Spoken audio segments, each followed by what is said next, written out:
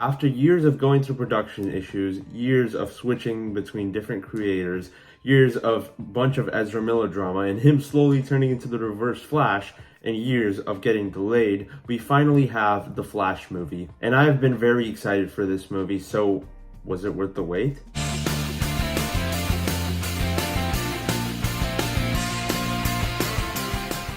Hey guys, welcome back to my channel. My name is Arjun Kokanda, and The Flash was my number 2 most anticipated movie this year, so I was very excited to watch this movie, and I finally got a chance to watch it. So in this video, I'm going to share my spoiler-free review of The Flash. Before I get started talking about the movie, let me know down in the comments if you've seen the movie. What did you guys think of the movie? And if you've not seen it yet, how excited are you to watch the movie? What is your interest level? And how do you feel about all the drama going on with the film as well? So I'd love to know all your thoughts about the movie. With that said, I'm going to get started, and I'm going to first talk about just some behind the scenes stuff about this movie. This movie started production like when the first season of The Flash came out. So when the first season of The Flash CW TV show came out, that's when this movie started going into pre-production. And since then, it's just had so many delays. It's switched between different directors, different writers. It's had so many issues behind the scenes, and because of that, a lot of people have just been very weirded out by the stuff going on behind the scenes with this movie. And eventually, when it did land its director, Andy Muschietti, and obviously all the Ezra Miller stuff, all the stuff they did is horrible. Throwing chairs at people's in bars, choking a woman, breaking into people's houses, grooming a teenager, all that stuff. Really horrible. I don't condone anything that Ezra Miller did. With that said though, when I went in to watch the movie, I put all that aside. I didn't, it's not obviously good, any of the stuff they did, but when I watched the movie, I just watched the movie for what it was. I just watched the movie for their performance, and I think their performance was really good as both the Barrys. They couldn't recast them and then film the whole thing again on a budget level. That's just inconceivable. That would have taken a lot of money. So, I understand that. I understand the issue Warner Brothers was going through there. So the fact that this movie came out, I don't blame them at all for what happened with Ezra Miller. That was his fault. So the movie itself, like I said, I've been very excited for this movie. This was my second most anticipated movie this year, behind Oppenheimer. So I was very excited for this movie. And I have to be honest, I don't think it lived up to those expectations. Because some people were saying it's one of the greatest comic book movies of all time. Some people were saying it's the best DC movie since The Dark Knight. To be fair, people say that about a lot of DC movies. But still, this movie, a lot of people were saying it was fantastic. James Gunn himself said he thinks this is one of the best comic book movies of all time. Stephen King and Tom Cruise were praising it. So I expected an absolute banger. I expected one of the best movies of the year. And at the moment, I'd say it's one of the best movies of the year, but that's because we're only halfway through the year. But I don't think by the end of the year, I'm going to say it's one of the best movies of the year. It's very good. I really enjoyed it. I had a really fun time with it, but I don't think it lived up to my lofty expectations that I had. Now, obviously, a lot of people are saying that this is kind of DC's version of Spider-Man No Way Home, and I understand where they're coming from, but when it comes to like nostalgia, because in that movie, Tobey and Andrew came back as Spider-Man, and in this movie, Michael Keaton comes back as Batman, and he's great as Batman in this movie. I think he obviously steals the show in a lot of moments. There's a lot of nice references to the Batman movies that he was in. You want to get nuts? Let's get nuts. And also the music, whenever the Danny Elfman theme kicks in, it's just really awesome. And I'm not someone that grew up watching Michael Keaton's Batman movies, obviously. And even though Batman's my favorite superhero, I'm not super into Michael Keaton as Batman. He's not one of my favorite Batmans. But I thought he was really good in this movie, and arguably his performance in this movie is better than the first 2 Batman movies that he did. And even the action scenes, whenever he was on screen, he had a presence to him that I really, really enjoyed in the film. And me personally, I've always enjoyed Ezra Miller as the Flash. I think even in the original Justice League movie, I always thought he was okay. But in Zack Snyder's Justice League is when I really started to like him, because he got a lot more to do in that movie. And whenever he was on screen in that movie, he was funny, he was enjoyable, he was a nice, because the Justice League, for the most part, Zack Snyder's version at least, was very serious. he added kind of levity to it, and I appreciated that a lot. And the relationship him and Cyborg kind of develop in that film, I thought was really cool. And their friendship is one of the best parts of that movie for me. And obviously, the last scene in Zack Snyder's Justice League in the final battle, when he reverses time, that is, in my opinion, one of the coolest comic book movie moments of all time.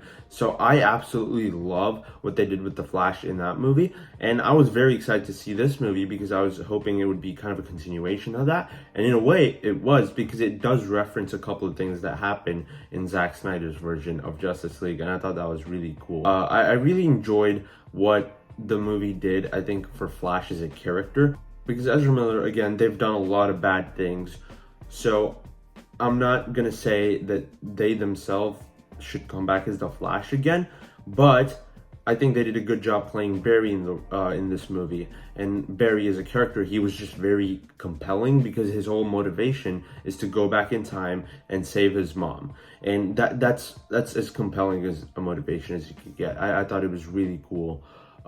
The way they incorporated that into the movie, and the way they incorporated the Flashpoint storyline is also really cool. And obviously there's two Barrys in this movie, and the back and forth between the both of them I thought was a ton of fun. They were really entertaining to watch on screen, and one of them is like older than the other, so one of them is much more mature than the other, and because of that I think that adds a new dynamic to it, because a lot of people were saying in the Justice League movies Flash was really annoying, and in this one you kind of get to see Flash see himself as the annoying version, and then he realizes how annoying he was when he was younger, and I thought that was just such a really nice dynamic between the two of them. I thought it was really cool. And then of course you have to talk about Supergirl, and I thought she was great. I think Sasha Kaye, I think that's how you say her name, she did just a fantastic job playing her in the film, and every time she was on screen I think she just had a really cool presence. She wasn't in the movie too much. I didn't feel like she was.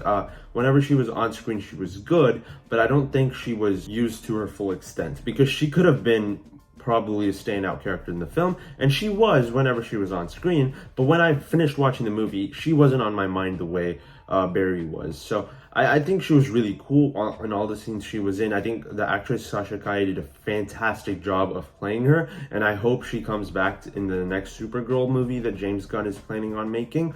So I think that would be really awesome. I think she was just fantastic in the role, and I absolutely loved her in the movie, at least for the parts that she was in it. And obviously, like I said, a lot of people are comparing this to Spider-Man No Way Home, and in a way I see the comparison, but at the same time I think this movie has a little bit of a better setup than Spider-Man No Way Home, because in Spider-Man No Way Home the setup is that Peter was talking too much when Doctor Strange was doing the spell, so he messes the spell up and all the villains show up and all the Spider-Verse stuff happens. So that the fact that Peter was talking too much and that led to all the events in the movie, not a very good setup. The setup here though is much more emotional, much more compelling. Flash wants to save his mom, so he goes back in time, makes a change, and tries to fix things. And that's a lot more of a compelling storyline than Peter talking too much when Strange was doing a spell. And I think that's the part of the movie that I really liked. I think on paper, on a story level, this is a very good movie. This movie is fantastic. This could have been one of the best comic book movies of all time. I just think that the execution wasn't perfect, which is where we get into some of my flaws here. I think the middle section of the movie, the second act, at times is a little too slow, and there's a little too many dialogue scenes in my opinion. I think for the most part it worked. It didn't fully take me out of the movie. I think there's a couple of scenes that could have been taken out and weren't really necessary for the film. I do really like the explanation though, like for the timeline stuff in this movie, for the multiverse stuff, I guess. I think it's one of the better explanations that we've gotten in comic book movies lately, and I really enjoyed it. And but I do think there's a lot of similarities with this movie and Across the Spider-Verse, which just came out a couple of weeks ago. So because of that, a lot of people are going to look at this movie and go, it's kind of a version of what Spider-Verse did. And I get that, but at the same time, I just think that this movie did a really good job as well. Maybe not to the extent of Spider-Verse, but that is one of my favorite movies of all time, so I don't really fault this movie for that. I still think it did a good job explaining the multiverse. It's just, I think an execution, the movie itself, I don't think it did a great job of showing us everything that it could have done. And obviously one of the big complaints with the movie is the CGI. And I have to be honest, for the first 2 acts of the movie, I didn't mind the CGI. I think most of the CGI was really well done. I didn't understand what all the fuss was about. I guess some of it has to do with the Speed Force stuff, which I'm not going to get into too much because I don't want to spoil the movie. But the Speed Force stuff, I understood what they were going for, and that wasn't even a big problem for me in the first 2 acts.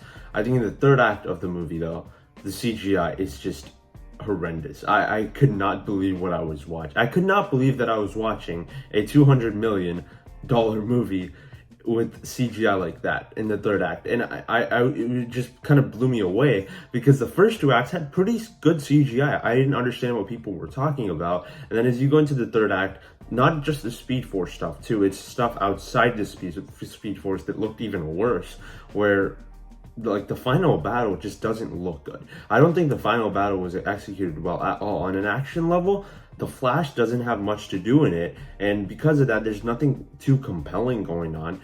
And when Supergirl is fighting, even her fight scenes were not as cool as I wanted them to be. A couple of days before watching this movie, I saw Man of Steel, and like the final battle of that movie is utterly fantastic. And I don't think it necessarily had to take place in a city. It could have taken place somewhere, but the visuals just didn't look right. Like the green screen background, you could tell that it was really bad green screen, and because of that, it kind of took me out of the movie. And the fight scenes, they weren't choreographed well. They didn't feel planned out. It just felt like they were punching each other, kicking each other randomly.